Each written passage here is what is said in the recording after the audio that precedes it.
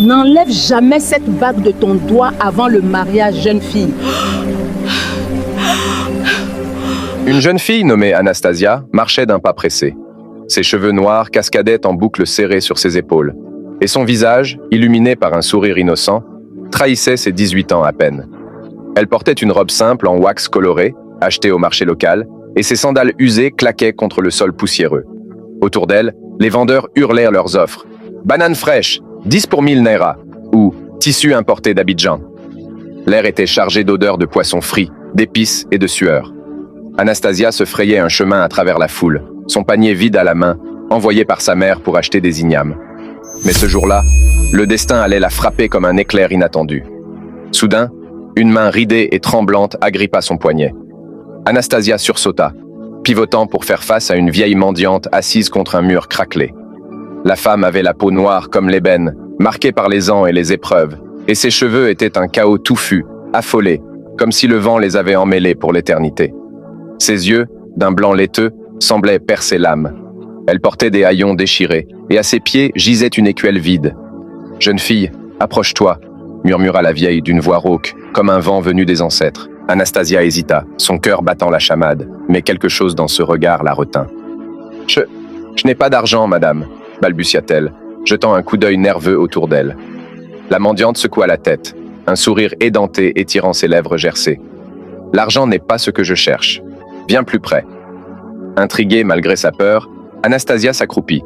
La vieille fouilla dans les plis de son chiffon et en tira une bague ancienne, ornée d'une pierre rougeoyante qui semblait palpiter comme un cœur vivant. « Prends cela, enfant. C'est pour toi. » Anastasia fronça les sourcils. « Pour moi? Mais pourquoi?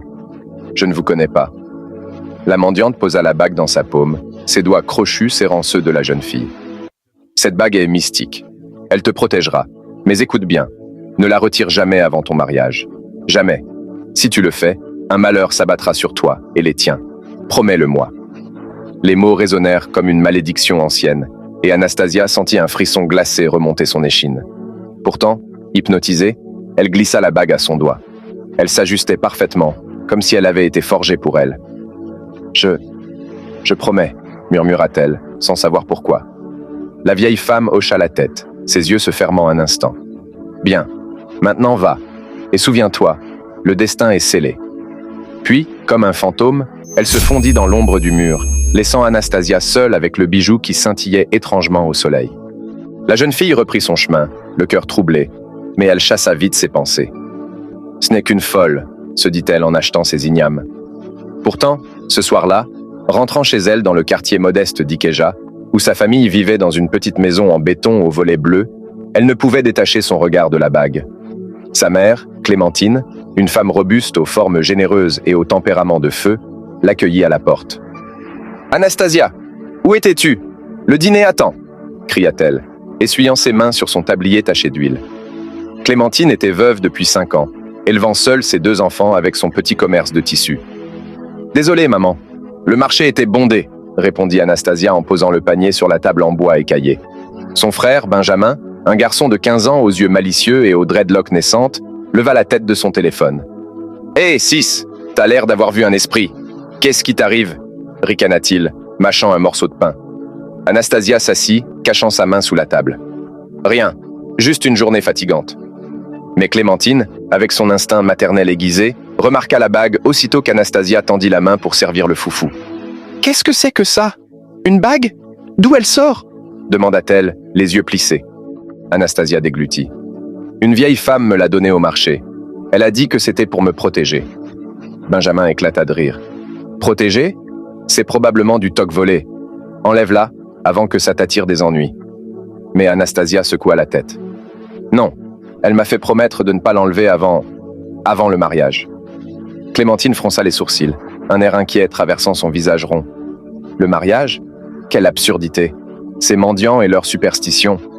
Mais bon, si ça te plaît, garde-la, tant que ça ne t'empêche pas d'aider à la maison. » Cette nuit-là, dans sa petite chambre aux murs couverts de posters de stars de Nollywood, Anastasia fixa la bague à la lueur de la lune filtrant par la fenêtre grillagée. La pierre rouge semblait briller d'une lumière intérieure, et elle sentit une chaleur étrange se répandre dans son corps. « Qu'est-ce que tu es vraiment ?» murmura-t-elle à voix basse. Elle s'endormit d'un sommeil agité, hantée par des rêves de forêts sombres et de voix ancestrales. Le lendemain matin, Anastasia se réveilla avec une énergie nouvelle. Tout semblait plus vif, les couleurs plus brillantes, les sons plus clairs. En route pour l'université, où elle étudiait le commerce, elle croisa sa meilleure amie, Solène, une fille vive aux tresses impeccables et au rire contagieux. « Anna, t'as l'air rayonnante aujourd'hui. C'est quoi ton secret ?» s'exclama Solène en la serrant dans ses bras. Anastasia sourit, montrant la bague. « Peut-être ça. Une vieille m'a donné ça hier. Elle dit que c'est mystique. » Solène haussa un sourcil. « Mystique? Comme dans les films? Fais gaffe, ma belle. À Lagos, les charmes peuvent tourner au vinaigre. » À l'université, dans l'amphithéâtre bruyant rempli d'étudiants chahuteurs, Anastasia attira l'attention sans le vouloir. Maxence, un jeune homme charismatique aux épaules larges et au sourire éclatant, étudiant en ingénierie, s'assit près d'elle pour la première fois. Il avait les cheveux courts, une barbe naissante et une assurance qui faisait fondre les cœurs. « Salut, je m'appelle Maxence. J'ai vu ta bague de loin. Elle est magnifique. »« D'où elle vient ?» demanda-t-il, ses yeux bruns plongeant dans les siens. Anastasia rougit. « C'est un cadeau. Une vieille femme au marché. » Maxence rit doucement. « Un cadeau mystique, hein? Ça te va bien. Tu veux qu'on prenne un café après le cours ?» Pour la première fois, Anastasia se sentit invincible. « Avec plaisir, » répondit-elle, le cœur battant. Mais tandis que l'amour naissait, des ombres se profilaient. Mélissande, une étudiante rivale aux lèvres pincées et aux ongles manucurés, fille d'un riche homme d'affaires, observa la scène avec jalousie. Elle avait toujours eu un œil sur Maxence. « Regardez-moi cette paysanne avec sa bague bon marché », murmura-t-elle à ses amis, un sourire venimeux aux lèvres. « Je vais lui montrer qui est la reine ici. » Les jours suivants, la bague sembla porter chance à Anastasia. Elle excella en cours, remporta un petit prix pour un projet, et sa relation avec Maxence s'épanouit. Ils se promenèrent dans les parcs de Lagos, main dans la main, riant sous les palmiers. « Tu sais, Anna, depuis que je t'ai vue avec cette bague, je sens que tu es spéciale, » confia Maxence un soir, assis sur un banc face à l'océan Atlantique. Les vagues clapotaient doucement, et l'air salin emplissait leurs poumons. « Spéciale? Peut-être que c'est la bague qui me rend comme ça, » répondit-elle en riant, mais au fond d'elle, elle se demandait si c'était vrai. Pourtant, la curiosité la rongeait. Une nuit, seule dans sa chambre, elle essaya de l'enlever, juste pour voir. Mais la bague refusa de bouger, comme soudée à sa peau. Un vent froid souffla soudain par la fenêtre ouverte, et elle entendit un murmure. « Souviens-toi de la promesse. » Terrifiée, elle renonça. Le lendemain, un malheur frappa. Benjamin glissa dans la rue et se cassa la jambe. « C'est rien, Sis. Juste un accident stupide, » grogna-t-il depuis son lit, plâtré jusqu'à la cuisse. Mais Anastasia savait. La bague n'était pas un simple bijou. Clémentine, sentant le trouble de sa fille, la prit à part dans la cuisine, où l'odeur du ragoût de poisson mijotait. « Anastasia, cette bague, elle te change. Tu es plus forte, mais j'ai peur. Enlève-la. » Anastasia secoua la tête. « Je ne peux pas, maman. Et je ne veux pas. Elle m'apporte du bon. » Clémentine soupira. « Le bon et le mal marchent main dans la main dans ce monde. Fais attention. » Bientôt, Maxence invita Anastasia à dîner chez lui.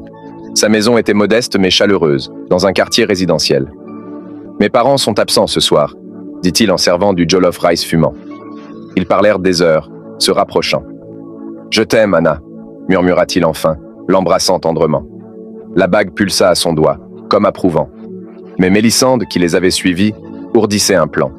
Elle répandit des rumeurs. Anastasia porte un charme pour ensorceler Maxence. Les murmures se propagèrent comme un feu de brousse. Un jour, Solène accosta Anastasia à l'université. « Anna, Mélissande dit que ta bague est un sortilège.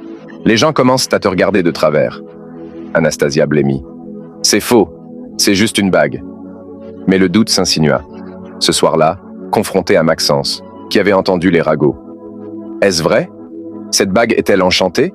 demanda-t-il, l'air inquiet. Anastasia avoua tout. La mendiante, la promesse, les rêves. Maxence la serra dans ses bras. « Je te crois. On affrontera ça ensemble. » Pourtant, la pression montait. Clémentine tomba malade subitement, une fièvre mystérieuse. « C'est cette bague, je le sais !» gémit-elle depuis son lit. Benjamin, boitant sur ses béquilles, implora. « Enlève-la, Sis, pour maman. » Anastasia pleura, tira sur la bague, mais elle tenait bon. Soudain, la vieille mendiante réapparut dans un rêve. La bague te teste. Seul l'amour vrai la libérera. Au réveil, Anastasia décida de chercher la vérité. Avec Solène, elles fouillèrent les marchés, interrogeant les anciens. « Cette bague vient d'un ancien royaume Yoruba », murmura un vieil herboriste. Elle lie le destin à la fidélité. Briser la promesse appelle les esprits. Mélissande, sentant sa chance, approcha Maxence. « Anastasia te manipule avec sa magie noire », susurra-t-elle lors d'une fête universitaire, sa robe moulante scintillant sous les lumières. Maxence la repoussa. « Laisse-nous tranquilles. » Furieuse, Mélissande vola un objet précieux de la maison d'Anastasia, un collier de famille, et l'accusa du vol. La police vint, fouillant la maison. « Où est le collier ?» demanda un officier bourru. Anastasia, paniquée, nia. La bague chauffa à son doigt, et soudain, une vision. Mélissande cachant le collier. « C'est elle! Mélissande l'a pris !» cria Anastasia. La vérité éclata. Mélissande fut démasquée, humiliée. Mais le vrai test arrivait. Maxence proposa le mariage lors d'un pique-nique romantique au bord de la lagune. « Épouse-moi, Anna, avec ou sans bague. » Les larmes aux yeux, elle accepta. « Oui, Maxence, pour toujours. » Le jour du mariage, dans une église décorée de fleurs tropicales, entourée de clémentines guéries, Benjamin joyeux, Solène en demoiselle d'honneur, Anastasia sentit la bague se détacher enfin. Elle la retira, la pierre s'éteignant. La mendiante apparut une dernière fois à la sortie, souriant. Le destin est accompli. Pourtant, l'histoire ne s'arrêtait pas là. Des années plus tard, Anastasia et Maxence eurent des enfants. Mais la bague, gardée dans un coffre, se réveilla quand leur fille aînée la trouva. « Maman, regarde ce que j'ai !» s'exclama la petite Léonore, glissant la bague à son doigt. Anastasia blêmit. « Non, ma chérie, pas avant le mariage. » Le cycle recommençait, les mystères de Lagos veillant éternellement. Anastasia se précipita vers sa fille, le cœur serré dans un étau glacé. Léonore, une petite fille de 7 ans aux joues rondes et aux yeux pétillants de curiosité, tournait la bague autour de son doigt minuscule, admirant la pierre rouge qui recommençait déjà à luire faiblement. « Maman, elle est trop belle. Elle brille comme dans les contes. Je peux la garder, s'il te plaît ?» supplia l'enfant, sa voix cristalline résonnant dans le salon encombré de jouets et de photos de famille.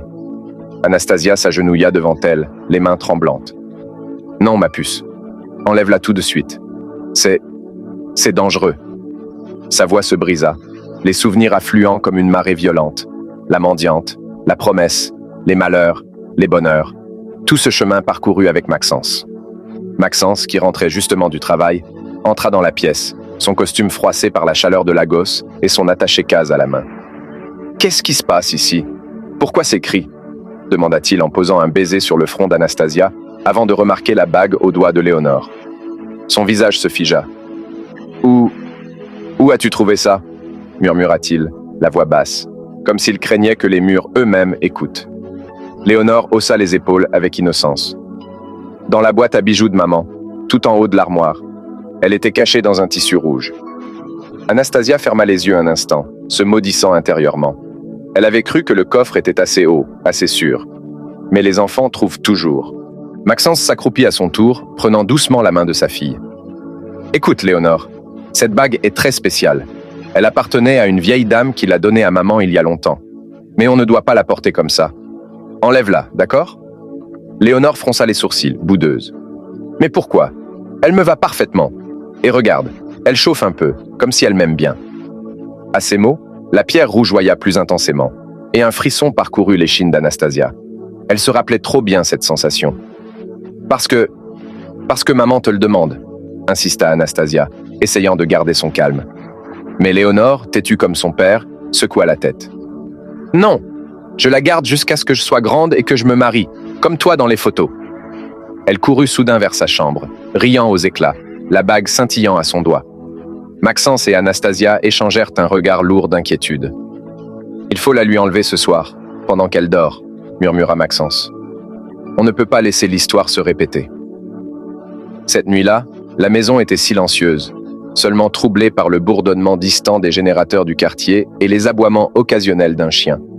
Anastasia et Maxence attendirent que Léonore s'endorme profondément, sa petite poitrine se soulevant régulièrement sous sa couverture aux motifs d'animaux.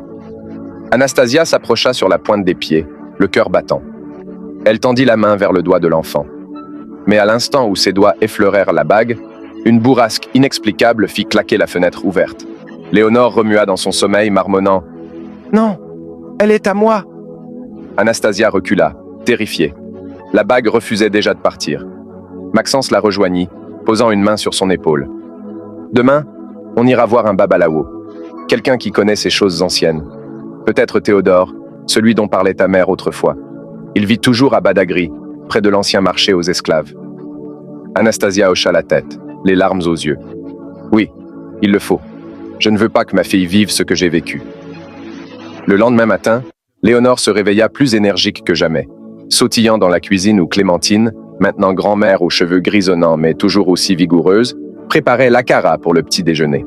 « Mamie, regarde ma nouvelle bague! Elle est magique, maman l'a dit !» s'exclama l'enfant en tendant sa main. Clémentine, qui connaissait toute l'histoire, pâlit sous sa peau sombre. « Mon Dieu, pas encore !» murmura-t-elle en croisant le regard d'Anastasia. « Ma fille, tu aurais dû la détruire, cette maudite chose. » Benjamin, venu rendre visite avec sa femme et son propre bébé, arriva pile à ce moment. « Qu'est-ce que j'entends? La bague est ressortie ?» grogna-t-il en boitant légèrement. Séquelle de sa vieille fracture. « 6, je t'avais dit de la jeter dans la lagune. » Anastasia soupira. « Je n'ai pas pu. C'était comme si elle faisait partie de moi, de nous. » La famille décida de partir pour Badagry sans tarder. Maxence prit un congé au travail et ils entassèrent tout le monde dans la vieille Toyota. Anastasia, Maxence, Léonore, qui refusait catégoriquement d'enlever la bague, Clémentine, Benjamin et même Solène, que Anastasia avait appelé en renfort. « Je viens, ma sœur. On a affronté pire ensemble », avait dit Solène au téléphone, sa voix ferme malgré l'inquiétude. La route vers Badagry était longue, poussiéreuse, bordée de palmiers et de villages aux toits de tôle. Léonore, excitée par le voyage, chantonnait à l'arrière, mais Anastasia remarquait déjà les changements. Sa fille semblait plus confiante, plus audacieuse. À un arrêt pour acheter des plantains frits, Léonore négocia seule avec la vendeuse, obtenant un rabais que même les adultes n'auraient pas eu. « Tu vois, maman, la bague m'aide !» fanfaronna-t-elle. Ils arrivèrent enfin chez Théodore, un vieil homme aux dreadlocks blanches et au torse couvert de scarifications rituelles, vivant dans une maison traditionnelle en terre battue, entourée de fétiches et d'herbes séchées. Il les accueillit sous le porche, ses yeux perçants fixant immédiatement la main de Léonore.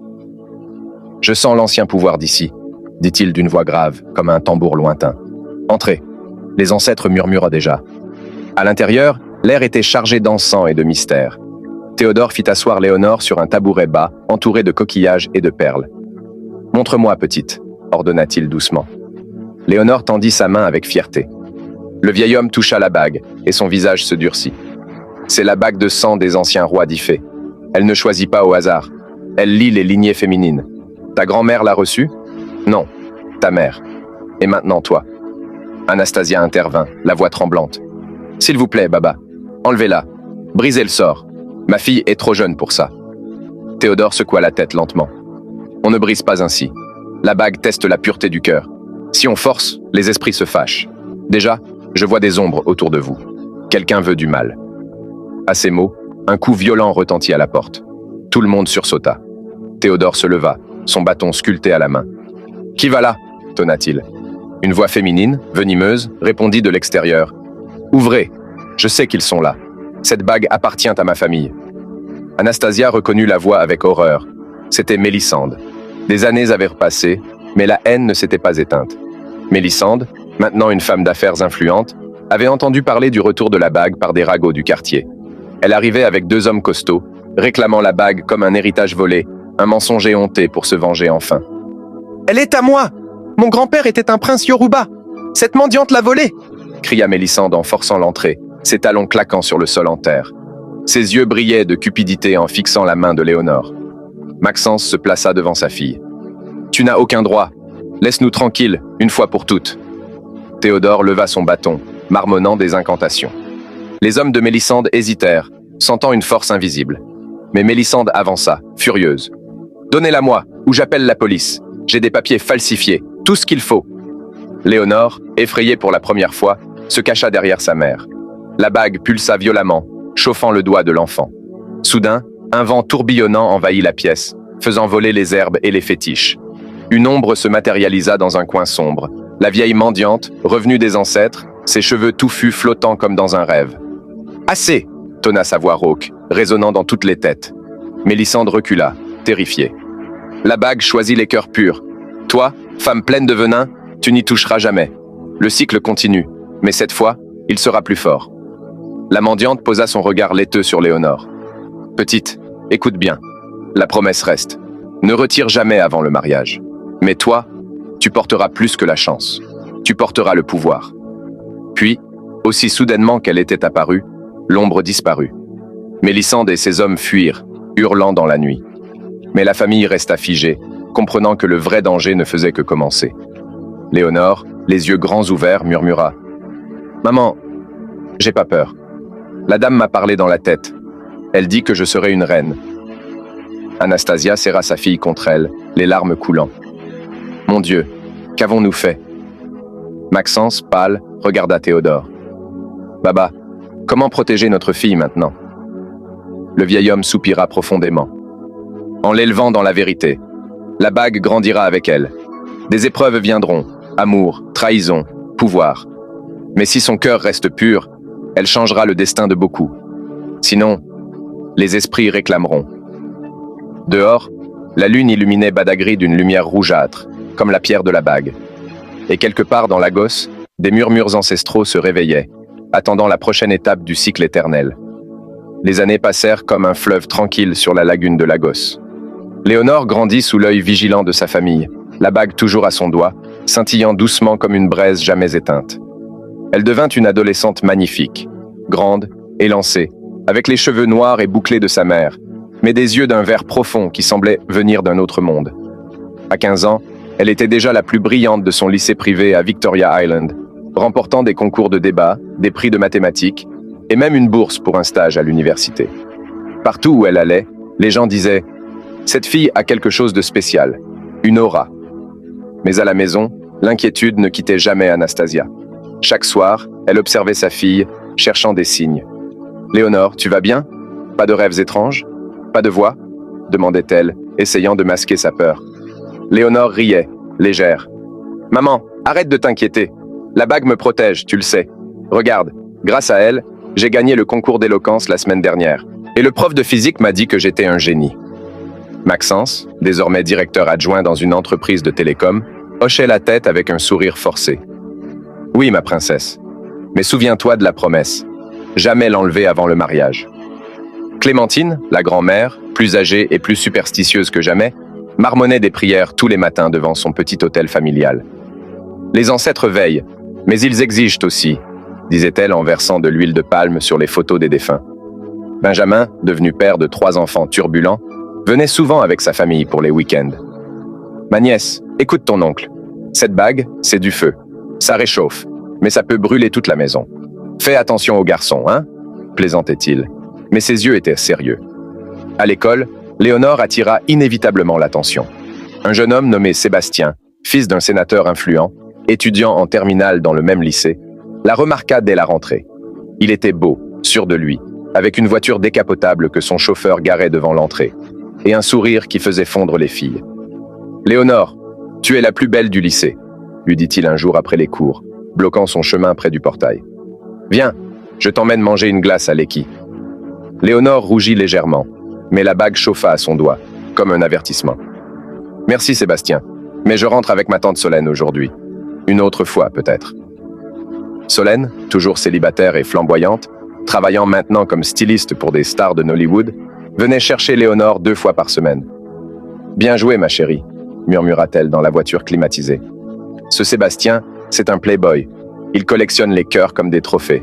Ne te laisse pas avoir. » Léonore haussa les épaules. « T'inquiète, Tata, je ne suis pas naïve. Et puis, la bague me guide. Je sens quand quelqu'un est sincère ou pas. » Mais Sébastien ne lâcha pas. Il envoya des fleurs, des messages, invita Léonore à des fêtes somptueuses dans la villa de son père à Banana Island. Petit à petit, elle accepta quelques sorties, toujours en groupe, toujours prudente. La bague semblait approuvée. Elle brillait doucement quand Sébastien était attentionné, mais pulsait douloureusement quand il mentait sur ses ex-petites amies ou quand il se vantait trop. « Tu es magique, Léonore », lui murmurait-il un soir sur la plage privée, les vagues caressant le sable sous la lune. « Je n'ai jamais ressenti ça pour personne. » Léonore, le cœur battant, se laissait embrasser pour la première fois. La bague chauffa intensément, mais pas de douleur. Une chaleur agréable, presque joyeuse. Pourtant, les ombres revinrent. Mélissande, qui avait juré vengeance des années plus tôt, n'avait jamais oublié. Mariée à un homme riche mais absent, elle dirigeait maintenant une chaîne de boutiques de luxe à Lagos. Par hasard, ou peut-être guidée par une intuition venimeuse, elle croisa Léonore dans l'une de ces boutiques, où la jeune fille accompagnait Solène pour choisir une robe.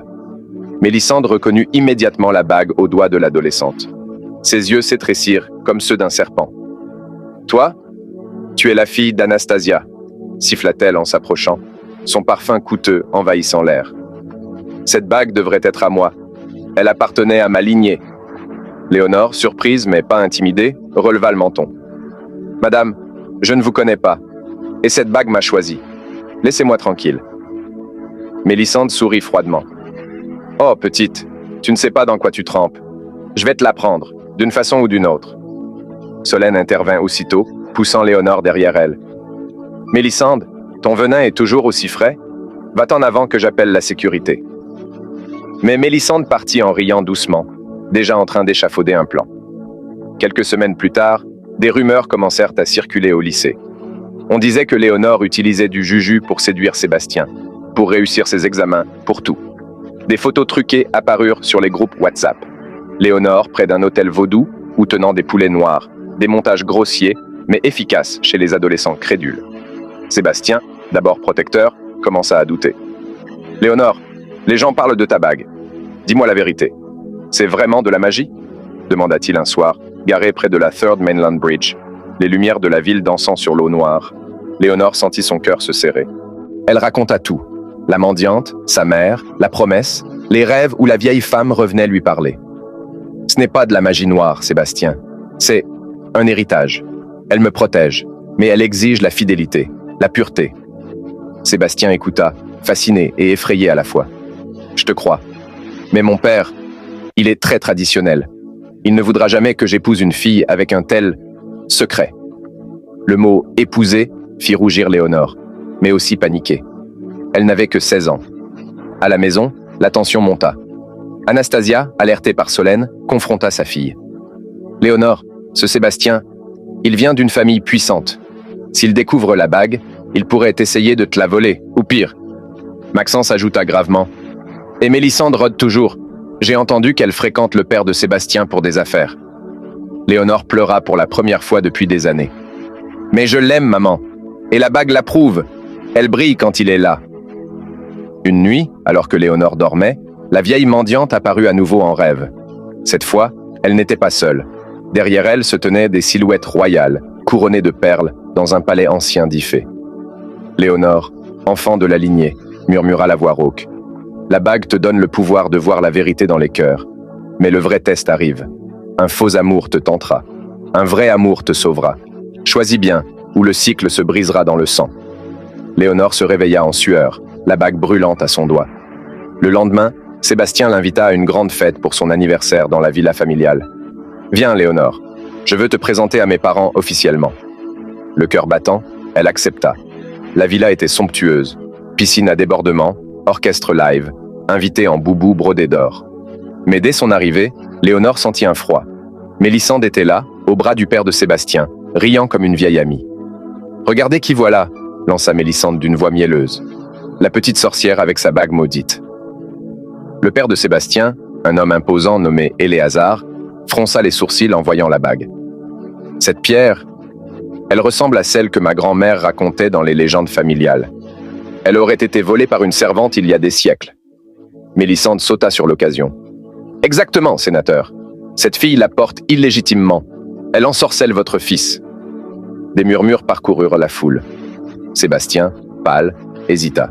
« Papa, ce ne sont que des ragots. » Mais Éléazar, influencé par Mélissande et par sa propre superstition, ordonna « Enlève cette bague, jeune fille, tout de suite. Prouve que tu n'utilises pas de juju sur mon fils. » Léonore recula, terrifiée. « Je ne peux pas.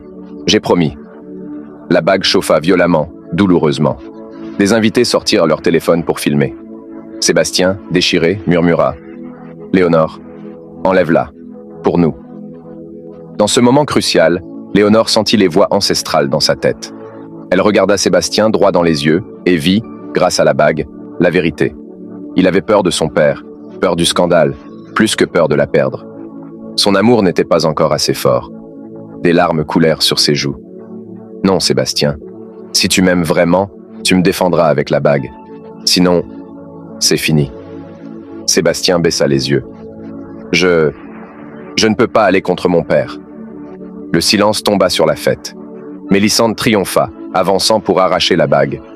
Mais au moment où ses doigts touchèrent le métal, un éclair rouge jaillit de la pierre.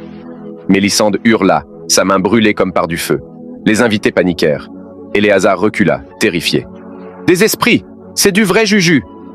Léonore, la voix tremblante mais ferme, déclara « Cette bague protège les cœurs purs. Le vôtre, Madame Mélissande, est noir comme la nuit.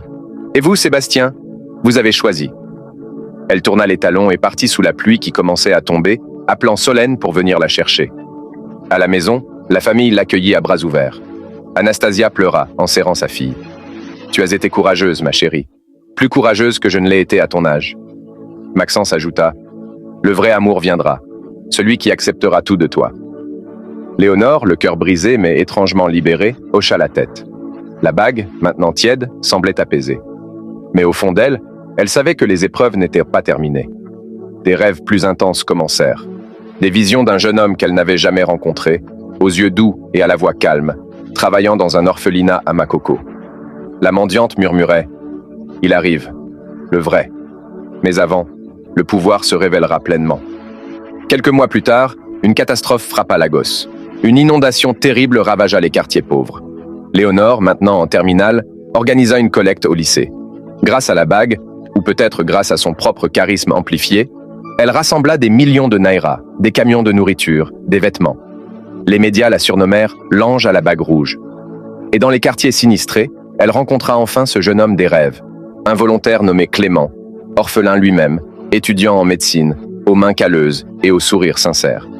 Il ne regarda pas la bague, il regarda seulement ses yeux. « Merci pour tout ce que tu fais, Léonore.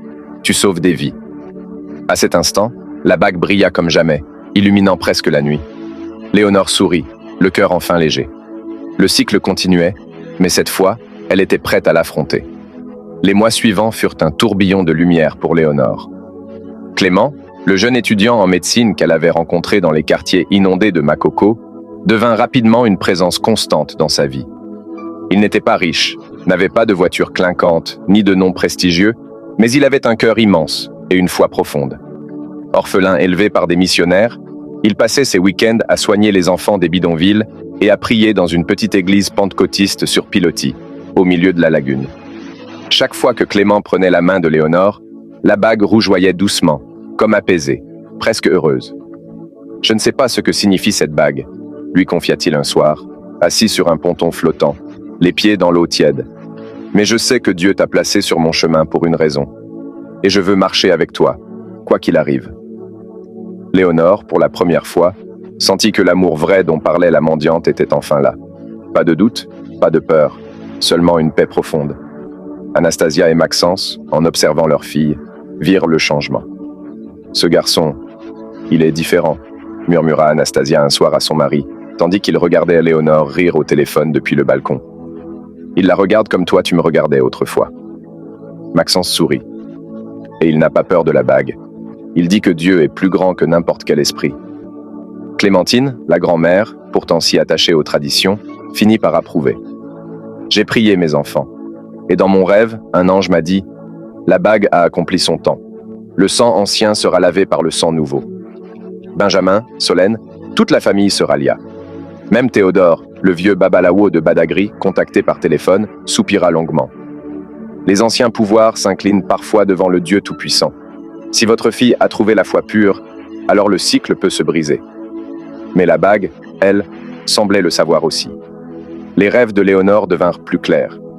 La vieille mendiante apparut une dernière fois, non plus menaçante, mais sereine, entourée d'une lumière blanche. « Tu as choisi l'amour véritable, enfant. Le pouvoir ancien a rempli sa mission, protéger les cœurs purs à travers les générations. Maintenant, il est temps de le rendre à la terre. Un homme de Dieu vous attendra. Il saura. » Un dimanche matin, la famille entière, Anastasia, Maxence, Léonore, Clément, Clémentine, Benjamin et ses enfants, Solène, prit la route vers une grande croisade évangélique organisée sur les plages d'Eleco. Des milliers de personnes étaient rassemblées sous un immense chapiteau blanc. L'invité principal était un prophète renommé, le prophète Éléazar Adébayo, un homme aux cheveux blancs, à la voix tonnante et au regard perçant, connu dans tout le Nigeria pour ses délivrances spectaculaires. Quand il passa dans la foule pour prier sur les malades, son regard s'arrêta net sur Léonore. Il s'approcha, posa une main sur son front et déclara d'une voix qui fit taire l'assemblée. « Jeune fille, je vois une chaîne ancienne autour de toi, une bague de sang royal liée aux esprits d'autrefois. Mais le Seigneur me dit, aujourd'hui, elle sera libre. » Léonore, les larmes aux yeux, tendit sa main. La bague brillait d'un rouge intense, comme si elle luttait une dernière fois. Le prophète éleva la voix.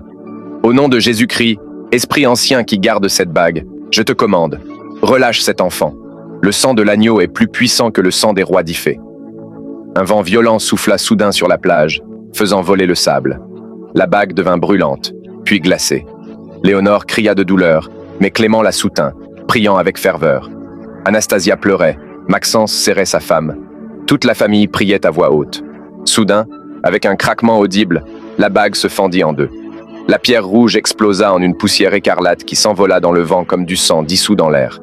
Le métal se tordit et tomba du doigt de Léonore, inerte, terne, ordinaire. Le prophète ramassa les morceaux, les enveloppa dans un tissu blanc et déclara « Cette relique sera enterrée ce soir dans la terre sainte. Le cycle est brisé. La bénédiction reste, mais la malédiction s'en va. » La foule éclata en louanges. Des chants montèrent vers le ciel bleu. Léonore, libérée, tomba à genoux, riant et pleurant à la fois. Clément la releva et l'embrassa devant tout le monde. « Maintenant, tu es vraiment libre, » murmura-t-il. Elle hocha la tête, la main nue pour la première fois depuis son enfance, et pourtant plus légère qu'elle ne l'avait jamais été. Des années plus tard, Léonore et Clément se marièrent dans cette même église sur pilotis de Makoko, entourés de centaines d'enfants qu'ils avaient aidés ensemble. Anastasia, Maxence, Clémentine, désormais arrière-grand-mère, Benjamin, Solène, tous étaient là, rayonnants. Léonore portait une robe blanche simple, sans bijoux anciens, seulement une alliance en or béni. La bague, enterrée par le prophète dans un lieu secret, ne revint jamais. Les rêves cessèrent.